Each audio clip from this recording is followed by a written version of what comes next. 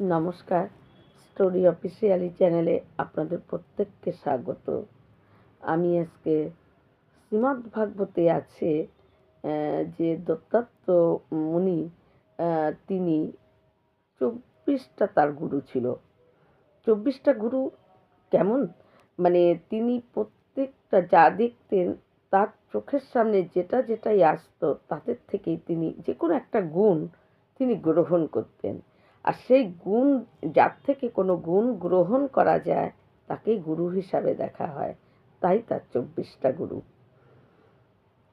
তিনি এইরকম, যেরকম মাছের থেকে, কবিতরের থেকে, তারপরে কুমারী মেয়ের থেকে, এক বেশ্যার থেকে তিনি প্রত্যেককে গুরু বানিয়েছিলেন। প্রত্যেকের থেকে তিনি একটা করে গুণ গ্রহণ করেছিলেন, তাই তার 24টা গুরু।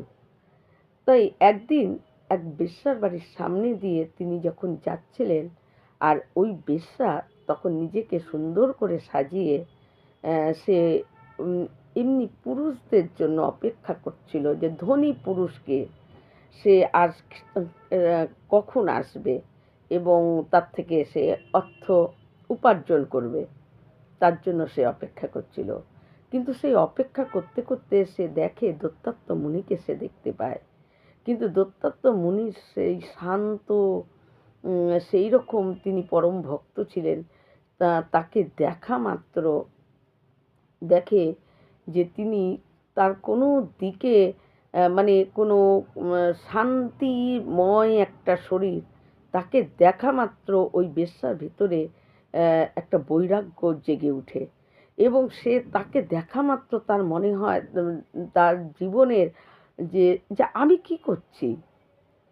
তখন তার এই ভুল, মানে একটা চোখ খুলে যায়, ভিতরের একটা চোখ খুলে যায় যে আমি এই একজন ধনী পুরুষের জন্য, তাকে রিঝানোর জন্য, তাকে সুখ দেওয়ার জন্য আমি অপেক্ষা করছি, আমি নিজেকে সাজিয়ে রেখেছি তার জন্য। যদি আমি এইভাবেই নিজেকে সাজিয়ে পরম যে ভগবান, যে ঈশ্বর, তার জন্য আমি অপেক্ষা করতাম, তাহলে হয়তো আজকে আমি তাকে পেয়ে যেতাম। তার ভেতরে একটা বৈরাগ্য জেগে ওঠে। কিন্তু তারপর এইভাবেই, কিন্তু তখন সে ভাবে, সেদিন থেকে তার ভিতরে যে এমন একটা ভাব উদয় হয়, তার নিজেকে ছোট বলে মনে হয় যে আমি এত নীচ, আমি এই সাধারণ মানুষকে সন্তুষ্ট করার জন্য নিজেকে সাজিয়ে আমি তাদের থেকে অর্থ উপার্জন করার জন্য আমি এ কাজ করছি। আর এই অর্থ আমার ভোগ বিলাসিতা এগুলোর কাজে আমি লাগাচ্ছি, আমার শরীরের কাজে লাগাচ্ছি। আমি কি করছি? তখন যেন ওর নিজেকে মনে হচ্ছে যে আমার জীবনটাই বৃথা। কিন্তু সেদিন থেকে সে আর কোনো পুরুষের জন্য আর অপেক্ষা করে থাকে না। সে ভাবতে থাকে যে এখন আমি কি করব? আমাকে তো এখন গ্রহণ কেউ করবে না। আমি যদি এখন কোনো কিছু করতে চাই, আমি নিজে গোটা শরীর আমার অপবিত্র। আমার দ্বারায় আর কোনো কাজ হবে না, ভালো কাজ আমি করতে পারবো না। আমি ভগবানের সেবা দিব, ভগবান গ্রহণ করবে না। আমি এখন কি করব? নিজের কাজের জন্য, নিজের কর্মের জন্য, নিজে যে এতদিন ধরে কাজ করেছে, এই বেশ্যাবৃত্ত করেছে, তার জন্য তার ভিতর থেকে যেন অনুতাপ জ্বালায় প্রজ্বলিত হচ্ছে, ভিতরের অগ্নি জ্বলে যাচ্ছে। আর সেই অগ্নির মধ্যে তার সমস্ত যে অনুতাপ, এই সমস্ত বেশ্যাবৃত্ত করার জন্য সেগুলো যেন সেই অগ্নিতে জ্বলছে। শাস্ত্রে বলে, যদি ভিতরে কারো এরকম অনুতাপ হয়ে ভিতরের অগ্নি প্রজ্বলিত হয়ে যায় এবং তার নিজের খারাপ কাজ করার জন্য যদি সেই অনুতাপে ভিতরের আগুন জ্বলে যায়, তাহলে সেই আগুনে তার খারাপ কর্মগুলো জ্বলে যায়, তার আর দোষ থাকে না। তাই বেশ্যারও সেই বেশ্যাবৃত্ত, যে বেশ্যা, সেই সেই অবস্থাটা, সেই বেশ্যাবৃত্তটা যেন তার অনুতাপের অগ্নিতে ভিতরে জ্বলে ছাই হয়ে যাচ্ছে। কিন্তু তখন তার যখন এই রকম অনুতাপে তার খারাপ কাজের জন্য ভিতরের অগ্নিতে সেগুলো জ্বলে যায়, তখন তার আর সেটাতে দোষ থাকে না। কিন্তু বেশ্যা একদিন দাঁড়িয়ে আছে, সে দেখে যে রাস্তা দিয়ে অনেক মানে বৈষ্ণব মণ্ডলী তারা হরিনাম করতে করতে তারা রাস্তায় পরিক্রমা করে এবং রাত হলে যেখানে একটু ভালো স্থান পায় সেখানেই ঠাকুরকে বিরাজমান করে এবং সেখানেই ঠাকুরের আরতি পুজো সব কিছু করে। আবার সকালে তারা ওই রাস্তা দিয়ে ভগবানের নাম করতে করতে তারা ঘুরতে থাকে। আসলে বৈষ্ণবেরা এটা করে, তারা তো বৈষ্ণব, যখন বৈষ্ণব মণ্ডলী অর্থাৎ একটা প্রয়াগ তীর্থস্থানের সমান তারা। স্বয়ং তীর্থস্থান যেন রাস্তা দিয়ে যাচ্ছে। বৈষ্ণব মণ্ডলী যাওয়া মানে একটা গোটাগুটি একটা তীর্থস্থান। তাই ওই বৈষ্ণবেরা কী করে, ঘুরতে ঘুরতে তাদের সন্ধ্যা হয়ে যায় এবং সেই বেশ্যার যে বাগিচা ছিল, বাগান ছিল, এত স্বচ্ছ পরিষ্কার বাগান, এত সুন্দর সুন্দর ফুল। তখন ওই বৈষ্ণবেরা, তারা তো জানে না যে এটা বেশ্যার বাগান।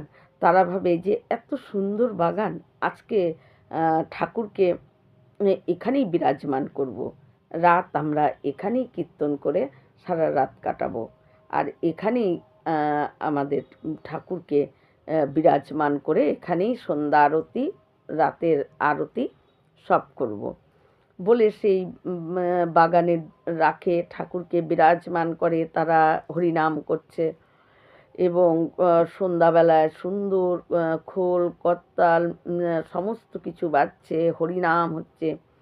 কিন্তু বেশ্যা দেখছে, তার মনে হচ্ছে যে আমি গিয়ে একটু দেখি, তাদের থেকে একটু হরিনাম শুনি। কিন্তু সে ভয় পাচ্ছে যে আমি যদি যাই তাহলে হয়তো এরা এখনই ঠাকুরকে নিয়ে উঠে চলে যাবে। কারণ যখনই ওরা জানতে পারবে যে আমি বেশ্যা, তখন আর এখানে এই বৈষ্ণবেরা থাকবে না, তারা ঠাকুরকে নিয়ে উঠে চলে যাবে। তাই সে যেতেও পারছে না। আবার সে মনে মনে ভাবছে যে আমি যে নিজের পরিচয় লুকাবো, আমি তাদের কাছে আমার নিজের পরিচয় লুকাবো না, আমি সত্যিটাই বলবো। কিন্তু আমি যদি গিয়ে বলি বেশ্যা, কিন্তু তারা তখন আর থাকবে না এখানে। তাই সে তার যেতেও ইচ্ছা করছে, কিন্তু আবার যেতেও পারছে না, যে আমি গেলেই এরা ঠাকুর নিয়ে উঠে চলে যাবে। এই রকম করে যে ওরা গান গাচ্ছে, ঠাকুরের ভোগ হচ্ছে, খোল করতাল বাজছে, আমার সত্যি সৌভাগ্য। তাই যখন ভগবান সেই জায়গাটাই ওই বৈষ্ণবদেরকে দিয়ে বেছে নিয়েছে এই কারণেই, কারণ ওই বেশ্যার প্রতি ভগবান কৃপা করবে। কারণ সন্তকে দেখে তার ভিতরে যখন অনুতাপের অগ্নিতে তার ভিতরে জ্বলে, তখন তার অনুতাপ, যে কাজ করার জন্য যে অনুতাপ, সেগুলো নষ্ট হয়ে যায়। তখন আর তার ভিতরে ওই দোষ থাকে না। তাই সেখানে ও যেতেও পারছে না, কিন্তু মনে মনে ভাবছে যে আমি যদি কিছু রান্না করে দেই, এটা তো অসম্ভব, তারা তো গ্রহণ করবেই না বৈষ্ণবেরা, কারণ আমি বেশ্যা, আমি নিচু, নিজেকে এত ছোট করে সে দেখছে। আসলে কি, আসলে আমরা যেরকম দর্পণে আমরা কি দেখি, আমাদের নিজেদের শরীর আমরা দেখতে পাই। আমরা নিজেদেরকে যতই সুন্দর বলি বা খারাপ বলি, যাই বলি না কেন, দর্পণ আমাদেরকে দেখিয়ে দেয় যে তুমি কেমন দেখো। ঠিক সন্তও একজন একজন বৈষ্ণব, পরম বৈষ্ণবও ঠিক দর্পণের কাজ করে।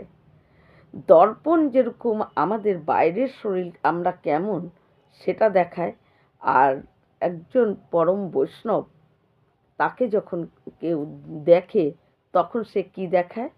তাদের ভিতরটাকে দেখায়। ওই মানে পরম বৈষ্ণব একজন দর্পণের কাজ করে। এমনি দর্পণ আমাদের বাইরের শরীর দেখায়, আর সন্ত দর্পণ একটা বৈষ্ণব কেউ দর্পণ বলা হয় এই কারণেই, একটা বৈষ্ণবকে যদি আমরা দেখি, সামনে গিয়ে তাকে দেখি, তখন তাকে দেখে আমাদের ভিতরের টাকে আমরা দেখতে পাই। আমাদের মধ্যে যে খারাপ গুণগুলো আছে তাদেরকে যখন দেখি, কোনো মহাপুরুষকে যখন আমরা দেখি, কোনো মহাপুরুষের কাহিনী যখন আমরা শুনি, তখন আমাদের কি মনে হয়? আমাদের ভিতরে যে মহাপুরুষের মধ্যে যে গুণগুলো যখন আমরা জানতে পারি, তখন আমাদের নিজেকে ছোট মনে হয় যে আমরা কি করলাম? এরা এত সারাদিন ভগবানের নাম করছে, ভগবানকে ভোগ দিচ্ছে, ভগবানের সঙ্গে আনন্দ করছে, নাচছে, গাইছে, কত ত্যাগ করে দিচ্ছে। বিষয় আশায় সমস্ত কিছু এদের মধ্যে কিচ্ছু নেই। কত কিছু ত্যাগ করে দিয়েও এরা হরিনাম করে কত আনন্দে আছে। কিন্তু তখন নিজেদের কার্যকলাপগুলো আমরা তাদেরকে দেখে আমাদের নিজেদের মধ্যে যদি কোনো খারাপ কাজ আমরা করি, সেটা তখন আমরা দেখতে পাই। তখন আমাদের মনে হয় যে আমরা কি করলাম? অনুতাপ হয় যে আমরা কিছুই করতে পারলাম না। ওরা কত ত্যাগ, কত কিছু এদের ত্যাগ এরা করছে, কিন্তু এরা সর্ব আনন্দময় হয়ে ভগবানের নাম জপ তপ করছে। কোনো বিষয় আশায় এটা লাগবে, ওটা ছাড়া চলবে না, কোনো বিষয়ে এদের চাহিদা নাই। এরা খালি ভগবান, তাকে পাওয়ার জন্য, তাকে দেখার জন্য তারা সব কিছু করে যাচ্ছে। তখন ওদের একটা পরম বৈষ্ণবকে দেখলে নিজেদের ভিতরে যে কম, সেগুলোকে আমরা বুঝতে পারি, দর্পণের মতন আমরা দেখতে পাই। তাই বৈষ্ণব তো একটা দর্পণ। তাই ওই বেশ্যা তখন নিজের মধ্যে তার যে এতদিন যে কাজ ও করেছে, সেগুলো নিয়ে তাকে ওর নিজের মনে হচ্ছে আমি নীচ, আমার থেকে নিচু আর কেউ নেই, আমার আমার মধ্যে কিছু নেই, আমি এতটা নীচ, আমি এখন যদি চাইও ওদেরকে কিছু সেবা করব, তাও আমি পারবো না। আমি কিছু দিতে গেলেই ওরা আমার এখান থেকে, ওরা যখনই জানবে এটা আমার বাগিচা, আমার বাগান, তখনই ওরা চলে যাবে। তাই সে যেতেও পারছে না। তারপর অনেক চিন্তা ভাবনা করে সে ভাবে যে আমি যদি একটু এদের সেবাতে লাগতে পারতাম, কিন্তু আমার এই অপবিত্র শরীর দিয়ে আমি তো এদের সেবা করতে পারবো না। তাই এতদিন ধরে যে কাজ করে যে অনেক হীরা মুক্তা মণি মাণিক্য যা সোনা অলংকার সে পেয়েছে, সেই অলংকারগুলোকে একটা থালের মধ্যে সাজিয়ে সে ভয়ে সংকোচে এবং নিজেকে একদম ছোট মনে করে সে এক পা দু পা করে হাঁটতে হাঁটতে সেই বৈষ্ণবদের কাছে যায়। বৈষ্ণবদের কাছে গিয়ে সে খুব মানে করুণ করে এবং বিনীত মানে অবস্থায় বলছে যে আমার কাছে এই ধন আছে, এই ধনগুলো যদি আপনাদের কোনো কাজে আপনারা লাগাতে পারেন বা প্রভুর সেবার কাজে যদি লাগাতে পারেন, তাই আমি এগুলোকে দিতে চাই। তখন ওই বৈষ্ণবেরা বলে, তুমি কে মা? তখন বলে যে আমি একজন বেশ্যা। এই বেশ্যা বলা পরই তখন তাদের ওই বৈষ্ণব মণ্ডলীর মধ্যে নানা রকম তারা চিন্তা ভাবনা করে বলে যে মা, তোমার এই অলংকার আমরা গ্রহণ করতে পারবো না, আমরা এগুলো দিয়ে কিছুই করতে পারবো না, আমাদের কোনো কিছু দরকারও নেই। বলছি না, যদি ভগবানের ঠাকুরের কোনো অলংকার আপনারা বানিয়ে দেন, এগুলো মানে ভেঙে বিক্রি করে টাকা নিয়ে, তারপর যদি বলছে আমরা এগুলো গ্রহণ করব না, তুমি এক কাজ করো, এই সমস্ত জিনিসগুলোকে ভেঙে তুমি রঙ্গনাথ প্রভুর জন্য একটা মুকুট তৈরি করো। তখন ওই বেশ্যা তাদের কথায় সে মনে মনে ভাবে যে এই সাধু, এই বৈষ্ণব, এরাই আমাকে আমার জিনিস গ্রহণ করতে পারল না, ভগবান তিনি কি আর করবে। কিন্তু যেহেতু সন্ত বলেছে, সে কি করে সমস্ত জিনিসগুলোকে বিক্রি করে এবং সেগুলো দিয়ে একটা রঙ্গনাথ প্রভুর মুকুট বানায় এবং বৈষ্ণবরা ওখান থেকে চলে যায়। তারপর যখন সেই রঙ্গনাথ প্রভুর জন্য সেই মুকুট তৈরি হয়, তাই সেদিন ওই বেশ্যা রঙ্গনাথ প্রভুর মন্দিরে তিনি যান। তিনি গিয়ে রঙ্গনাথ প্রভুকে ওই মুকুটটা দেওয়ার জন্য সে নিজেকে অনেক ছোট, নীচ, অপবিত্র এগুলো ভাবতে ভাবতেই যাচ্ছে যে প্রভু গ্রহণ করবে কি না। একজন বৈষ্ণব সাধু, তারাই আমার জিনিস গ্রহণ করে না। আমি সত্যি এতটা নীচ, আমার মতো নীচ কেউ নেই। এগুলো ভাবতে ভাবতে ভয়, সংকোচ সব কিছু নিয়ে সে মুকুটটা নিয়ে যখন যাচ্ছে, কিন্তু মন্দিরের কাছে যেতেই তার তখন কি হয়, মাসিক ধর্ম যেটা সেটা হয়ে যায়। তখন সে কি করে, ভাবে যে সত্যি আমার দুর্ভাগ্য, আমি একে তো আমি অপবিত্র, আমার শরীর, আমার গোটা শরীর অপবিত্র, তার মধ্যে এই এই জিনিসটা আমার আজকেই হয়ে গেল। তাতে মানে এই যখন নাকি মেয়েদের এই মাসিকটা হয়, তখন তারা 3 দিন ঠাকুরের সেবা কাজ, পুজো সব কিছুর থেকে তারা বঞ্চিত থাকে এই 3 দিন।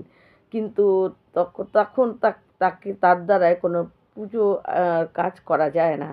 তাই সে ভাবছে আমি একেই তো আমার গোটা শরীরই অপবিত্র, কারণ আমি একজন বেশ্যা, তার উপরে আমার শরীরের আর এক রকম অপবিত্রতা, তাহলে সত্যি আমি আমার ভাগ্য খারাপ বলে সে তখন মন্দিরের দিকে পেছন দিয়ে সে আবার বাড়ির দিকে রওনা হবে। তখন ওখানে বৈষ্ণব ছিল বাইরে, সেই বৈষ্ণব বলে, কোথায় চলে যাচ্ছ? তখন বলে যে, কেন চলে যাচ্ছ? বলছে যে, না আমি তো মুকুটটা দিতে এসেছিলাম, কিন্তু আমার এই শরীরের এই জিনিসটা হওয়ার জন্য আমি আমি তো আরও একেই আমি অপবিত্র, তার মধ্যে আমার শরীর আরও অপবিত্র হয়ে গেছে, এই সময় তো আমি মন্দিরে ঢুকতে পারবো না, তাই আমি চলে যাচ্ছি।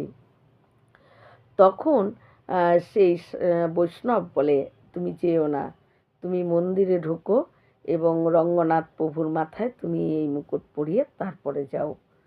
কিন্তু তখন ওই রঙ্গনাথ প্রভুর মন্দিরে যে পূজারী ছিল, পূজারী মনে মনে ভাবছে যে এই কাজটা ঠিক না, এবং সাধু সন্তরাও ভাবছে যে এটা নিয়মের বাইরে এই কাজটা করছি, এই কাজটা অ্যাকচুয়াল নিয়ম অনুযায়ী এটা করা ঠিক না। কিন্তু সে আশা করে এসেছে, তাই সন্ত মুখ থেকে বেরিয়ে যায় যে তুমি যাও রঙ্গনাথ প্রভুকে পরিয়ে দাও। তখন সেই বেশ্যা নিজের সংকোচে নিজেকে মানে এতটা নিম্ন, এতটা নিচু নিজেকে মনে করছে, তার মধ্যে অপবিত্রতার মধ্যে অপবিত্রতা যেন ঘিরে ধরেছে তাকে। তা ওইভাবেই সে অনেক সংকোচে ভয়ে আস্তে আস্তে মন্দিরে গিয়ে রঙ্গনাথ প্রভুর সামনে যেতেই রঙ্গনাথ প্রভু কী করে, মাথা নিচু করে দেয় মুকুটটা পরার জন্য।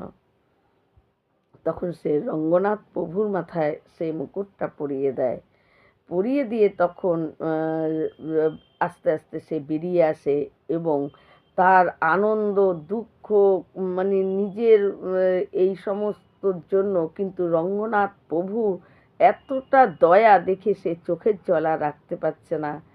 আসলে প্রভু রঙ্গনাথ মুকুটটা পরেছিল যে নিজেকে সৌন্দর্য লাগবে, অনেক দামি দামি মণিমুক্তা লাগানো আছে তার জন্য না, প্রভু অলংকার, প্রভু এতটা সুন্দর যে অলংকার প্রভুর শরীরে থাকলে অলংকারের শোভা বাড়ে, অলংকার পরে প্রভুর শোভা বাড়ে না। কারণ প্রভু এতটাই সুন্দর, রঙ্গনাথ প্রভু ভগবান ললিত বিহারী এতটাই সুন্দর, অলংকার ওর কাছে ফিকে পড়ে যায়। যখন সেই অলংকার প্রভুর পায়ে, হাতে, মাথায়, কোমরে পরানো হয়, তখন অলংকারের শোভা বাড়ে প্রভুর জন্য। তাই প্রভু এতটাই সুন্দর। আসলে প্রভু ওই বেশ্যার এই রকম অবস্থা মানে ছিল, মানে একেই তো সে বেশ্যা, তাতে আবার মানে এ অপবিত্র হয়ে যায়, হয়ে গেছে। তারপরে ভগবান তার হাত থেকে মুকুটটা গ্রহণ করলেন। কারণ সন্ত যখন কাউকে কৃপা করে ফেলে, সন্ত যখন কারো উপর সন্তুষ্ট হয়ে যায়, তখন ভগবান সন্ত মানে একজন পরম বৈষ্ণব সাধু যখন প্রসন্ন হয়ে যায় বা কারো প্রতি তাকে ক্ষমা করে দেয়, বা তার তার যে নিজের অনুতাপের অগ্নিতেই তার সমস্ত বেশ্যাবৃত্ত যা করেছে, যা খারাপ কাজ করেছে, সেগুলো তো জ্বলে পুড়ে সে পবিত্র হয়ে গেছে। কিন্তু তাই ওই জন্যই সন্ত ওই রকম অবস্থা থাকতেও সন্ত তাকে বলে, মানে বৈষ্ণব সে বুঝতে পেরেছিল যে তার অনুতাপের অগ্নিতে তার সমস্ত খারাপ কাজ ভস্ম হয়ে গেছে পুড়ে, তাই সে পবিত্র হয়ে গেছে। তাই ওই বৈষ্ণব তাকে বলে যে যাও রঙ্গনাথ প্রভুর কাছে মাথায় মুকুট পরিয়ে দাও। আর কোনো বৈষ্ণব যখন সন্তুষ্ট থাকে, ভগবান পারে না সেই বৈষ্ণবের বৈষ্ণব সন্তুষ্ট হওয়া মানে ভগবান সেখানে সন্তুষ্ট হয়েই থাকে। কারণ একজন বৈষ্ণব যখন তাকে কৃপা করেছে, তার মানে প্রভু তাকে কৃপা করেছেই। প্রভু তো আরও দয়ালু। প্রভু তো যখন বৈষ্ণব কোনো পরম বৈষ্ণব যদি কারো উপরে কৃপা দৃষ্টি পড়ে, তখন প্রভু বিমুখ হয়ে কখনো থাকতে পারে না। তাই প্রভু দেখেছে যে বৈষ্ণব আমার পরম ভক্ত, আমার পরম প্রভু বৈষ্ণবকে খুব ভালোবাসে। পরম বৈষ্ণব হলো প্রভুর প্রাণ। তাই বৈষ্ণব যখন কোনো আদেশ করে, প্রভু সেটা ফেলতে পারে না। তাই তো সেই বেশ্যার মানে ওই রকম অবস্থাতেও সে প্রভু রঙ্গনাথ মাথা এগিয়ে দেয় যে আমার মাথায় পরিয়ে দাও।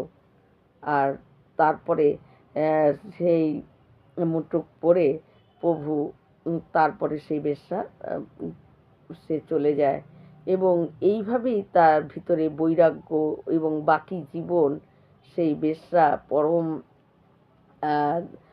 মানে ভগবানের একজন পরম